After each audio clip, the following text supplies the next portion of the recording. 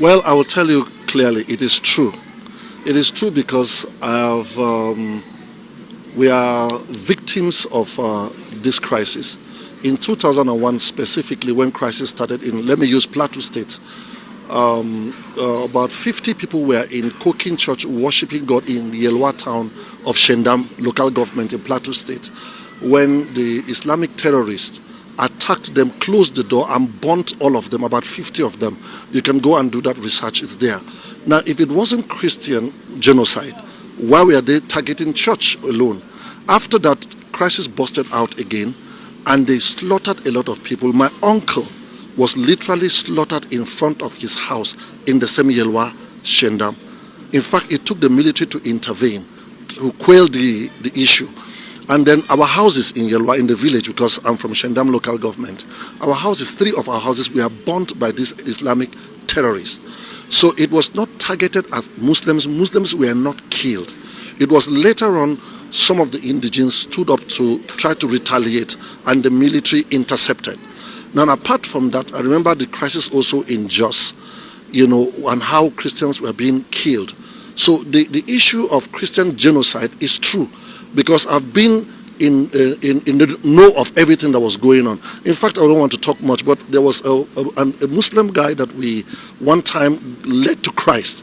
His son was an imam. Sorry, the father is an imam. And he told us that the mosque that was built in Jos has 5 gates. And the 5 gates, that means dominion. And we're going to start seeing crisis.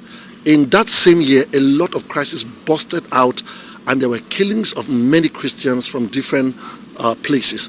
So I can tell you clearly, it's Christian genocide. I know there are many terrorist issues in the country. There are issues of banditry. That must be separated from the Islamic extremists and terrorists. There are issues of banditry, which leads to kidnapping, that on both Christians and Muslims are being kidnapped. So it's different. But when we talk about Christian genocide, it is true because it has been happening.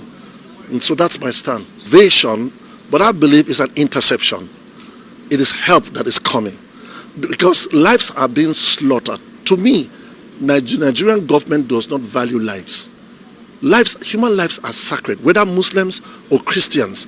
Human lives are sacred to God.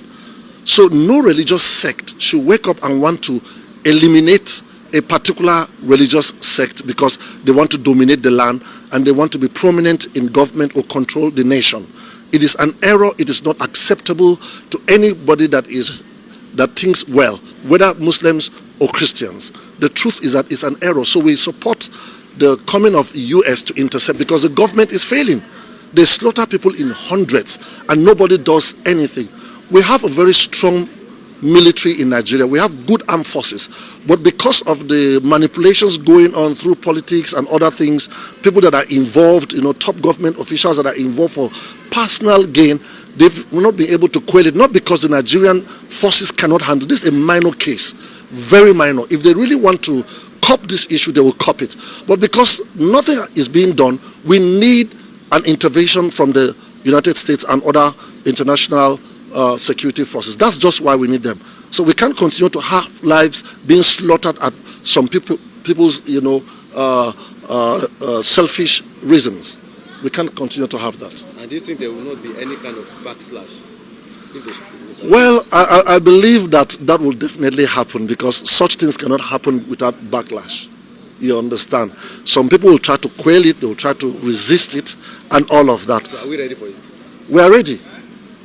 Because, you see, when there's going to be a massive change, we must be ready to bear the consequences. At the end of the day, everything will calm down. But this has to be tackled, and this is the best time. This thing has been going on for years. A lot of people have been slaughtered. It has to stop. And since we don't want to stop it, we need international, intervention. So I support Donald Trump in intervening in the case of Nigeria. Your name was, sir? Prophet John Andreas.